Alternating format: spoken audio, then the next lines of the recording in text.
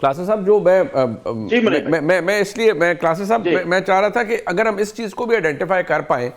देखिए, अब आज कोई माने या ना माने, ये हम सबको मालूम है, हम चारों का ताल्लुक मीडिया से ही है, हम रोज़ देखते हैं कि एक डिबेट यहाँ है कि जी एक लीडर या एक मकबूल सियासी लीडर जेल में है, वो कैदोबंद की सोबतें बर्दाश्त कर रहे हैं, मैंडेट उनका है, उनसे मैंडेट छीना गया है और असल रिप्रेजेंटेशन पाकिस्तान की आवाम की उनके पास है और वो अपने असूलों पर जेल के अंदर खड़े हुए हैं और बिल्कुल वो डट के खड़े हैं, सब कुछ है।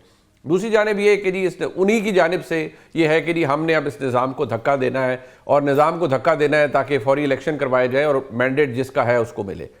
क्या in the middle of all this, जहाँ ये इकॉनमी के जितने भी जो हमने एक बेसिक हमारे स्ट्रक्चर था हमारी डिबेट का, क्या उसके अंदर हालात आपको ऐसे ही नज़र आते हैं कि अगर तब्दीली आएगी तो वो किसी अवामी मुहिम, अवामी राब्ता मुहिम, स्ट्रीट मूवमेंट जो सोहेल हाफिज़ी साहब कर रहे हैं या चकजई साहब की जो एहतजाज है उससे आएगी, या फिर कोई ले दे होगा जैसे हमेशा होता है, सेटलमेंट होगी उसके नतीजे में आएगी? ये बड़ा आपका अहम सवाल है। इसको मैं एड्रेस करता हूँ। अभी नकवी साहब ने बड़ी अच्छी बातें की हैं, I partially agree to his views, लेकिन इसमें दो चार और चीजें हैं कि लोगों को तब्दीली जो बात हम कर रहे हैं नजर क्यों नहीं आती। मैं चलो इस्लामाबाद की मिसाल दे दूं, जहाँ मैं इस वक्त बैठा हूँ, मैं यहाँ पे अतर भी बैठे हुए हैं। मैं पार्लियामेंट को पिछले 24 साल से कवर कर रहा हूँ सर, 2002 से मैं कवर कर रहा हूँ। मैं ये नहीं है कि मेरा कोई बैसेज है, आपको पता है कि मैं जो ओपिनियन दूंगा। इतनी वस्ट पार्लियामेंट, इतनी नलायक निकम्मी पार्लियामेंट मेरा ख्याल है पिछले कम से कम 2002 के बाद मैंने नहीं देखी होगी। यहाँ पे आप ये देख लें कि हर रोज यहाँ कोरम का मसला होता है, या 340 के करीब एमएनएज हैं, ये एमएनएज बनने के लिए ये सर धड़ की बाजी लगा देते हैं, ये जेलों में जाते हैं, ये फांसियां लगते हैं, ये जलावतनियां लेते हैं। ये मतलब है इनके घर कारोबार सब कुछ तबाह होते हैं, ये कहे कि हमने सियासत में आना है और हमने एमएनएज बनना है। ये परसों की बात बता रहा हूँ सर, हाउस में 80 लोग भी नहीं थे, और आपका हाउस जो इम्पोर्टेंट जिस पे अच्छा खासा खर्चा लगता है कि आपको अलाउंसेस मिलते हैं, सेक्रेटेरिएट का है, बिजली सब कुछ मिला बलूल है, उसमें 80 लोग भी मौजूद नहीं थे। आउट ऑफ 3 आपके 40 80 लोगों को होना जरूरी, 80 लोग भी मौजूद नहीं थे पार्लियामेंट में। और इसके बाद कोरम की निशानदेही हुई, और कोरम उसके बाद उन्होंने इजलास को डेफर किया, थोड़ी देर के लिए चला यहाँ पे, और फिर उन्होंने कहा जुमे वाले दिन दोबारा होगा, कल जुमा है 16 को होगा। मतलब क्या, अगले 2-3 दिन ये जो है इसकी भी अलाउंसेज इनको मिलेंगे पर डे। जब ये कौमी असम्बली के इजलास अटेंड करते हैं, इनको ये बाकायदा अलाउंस मिलता है, कमेटी का अलहदा मिलते हैं, तनख्वाहें अलहदा मिलती हैं, और पर्क्स प्रिविलेजेस के अलावा एक एक सेशन अलाउंस अलहदा मिलता है इनको। अगले 2-3 दिन ये जो दरमियान में गैप आया है इनको मिलता रहेगा। ये जरा इनकी कर, इसके बावजूद भी 80 लोग पार्लियामेंट में नहीं आते सर यहाँ पे। और एक और बड़ी मजे की बात, अगर छोटी सी लगेगी, मैं थोड़ा सा ये बता रहा हूँ, हम लोगों को क्यों नहीं लगता है कि कुछ चेंजेस आ रही हैं यहाँ पे। आपका सेक्रेटेरिएट जो है, सेनेट हो या कौमी असम्बली, तो इनके लिए बायोमेट्रिक हाजिरी होती है, जितने भी हंड्रेड ऑफ एम्प्लॉइज हैं, 1000 भी हैं। लेकिन एमएनएस के लिए रजिस्टर रखा हुआ है, मैनुअल हाजिरी लगती है, जरा ध्यान में रखिएगा, वहां पे मैनुअल हाजिरी लगती है। रीजन क्या है, वो बायोमेट्रिक नहीं करते कि यहाँ 10-10 हजार रुपए अलाउंस मिलते हैं। बाद लोग, मैं सबकी नहीं बात कर रहा, अच्छे लोग भी ईमानदार भी हैं, बाद लोग ऐसे हैं कि जो वहां घर बैठे हुए हैं, असेंबली में नहीं है, किसी यार दोस्त को कह देते हैं, वो उनकी हाजिरी लगा देते हैं, इसलिए मैनुअल वहां रजिस्टर रखा हुआ है। ना करें सर, ऐसा होता है? Yes yes yes yes sir, अल्लाह अकबर, इस लेवल पे भी ऐसा होता है सर? ये तो लेवल, अच्छा अगली मैं तो 24 साल ये मैंने स्टोरी की हुई है, स्कैंडल की हुई है, डॉक्यूमेंट के साथ की हुई, अभी भी चल रहा है, आप चले जाए देख लें, मैनुअल का रजिस्टर पड़ा हुआ है। और प्लस जब ये कौमी असम्बली में अपना चेक लेने जाते हैं, ये कोई एमएनए साहब मेरे जैसे जो ये हरकतें कर रहे होते हैं, और बहुत सारे हैं, सब नहीं है, मैं फिर कह रहा हूँ, बकायदा जो असेंबली का स्टाफ है जिन्हें चेक देना होता है, जो हाजिरी में ये फैसिलिटेट करे थे, वो भी अपना पैसे लेते हैं कि जनाब हमें भी दे, और ये उनको देते हैं, अपना कट लगाते हैं। जब आपके पार्लियामेंट की ये हालात हैं, ये आपके असरात हैं, तो उसके बाद आप मुझे बता दें कि फिर क्या तब्दीली नजर आएगी, नंबर 1। नंबर 2, आपने अब 18वीं तरमीम की थी, हमें ये गोली दी गई थी कि जनाब 18वीं तरमीम के बाद आपको यहाँ पे फेडरेशन में ज्यादा वजीरों की जरूरत नहीं होगी, और महकमे कम होंगे, यहाँ पे आपके मिनिस्ट्रीज कम होंगी, स्टाफ कम होगा।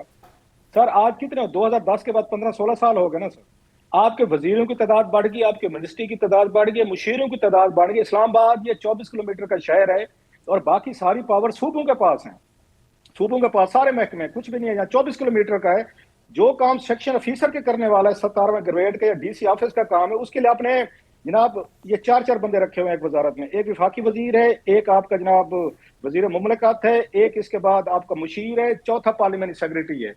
आपने 60 से 70 मतलब अब आपने वजीर रख लिया 24 किलोमीटर में, जिनका काम मतलब है, मुझसे अगर पूछें तो इसमें मैक्सिमम 8 से 10 लोग आपको चाहिए वजारत के लिए, वजीर चाहिए।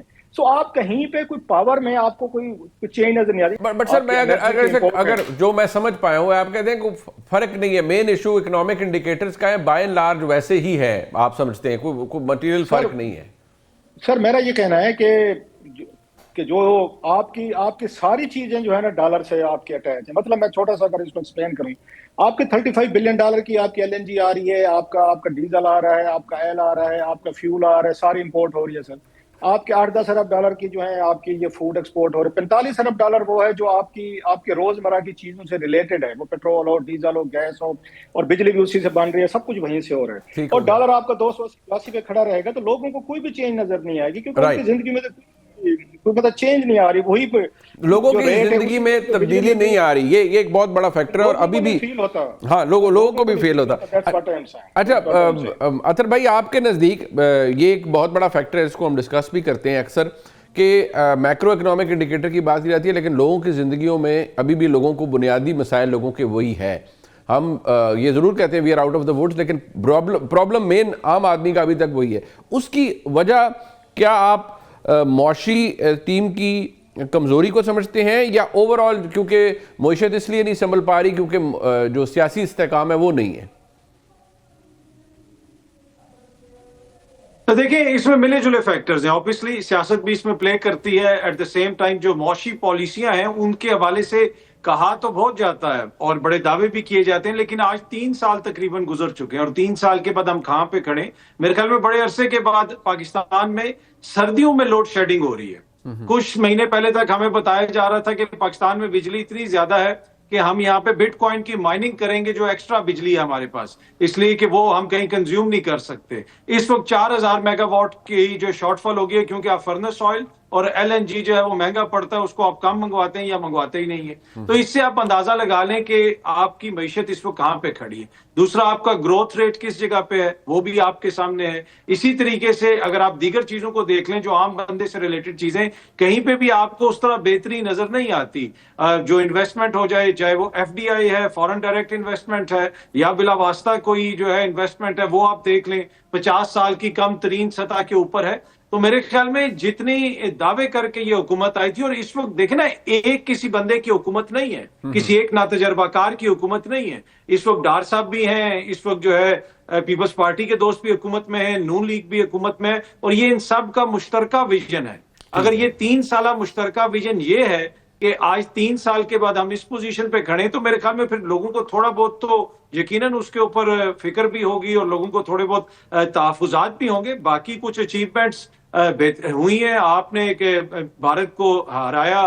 फिर कल ही मैं देख रहा था टेलीग्राफ में आपके JF-17 थंडर के हवाले से खबर लगी। अब ये कोई आम कोई मशकूक वेबसाइट नहीं, ये बरतानिया का एक मोतबर अखबार है। वो ये बता रहा है कि जी दुनिया भर की एयर फोर्सेज आपके JF थंडर जो है 17 थंडर खरीदना चाहते हैं। तो मेरे ख्याल में कुछ चीजें बेहतर भी हुई हैं, कुछ चीजें ऐसी हैं जिन पे मजीद मेहनत करने की जरूरत है, और जहां पे बहुत बड़ा जो गैप है वो पॉलिटिक्स के अंदर है, जो डिस्कनेक्ट है हुक्मरान अशराफिया का। आज देखें जी, इतने दिनों के बाद मुनीब भाई, हमने मियां साहब को देखा, वो बाहर निकले और उन्होंने क्या किया? उन्होंने बाहर निकल के लाहौर के एयरपोर्ट के ऊपर जो अशराफिया के लिए एक बनाई गई है लॉन्च, उसका इफ्तिताह किया। तो इससे आप अंदाजा लगा सकते हैं कि कितना कनेक्शन है या डिसकनेक्शन है इस वक्त अवाम और हुक्मरान तबके के दरमियान।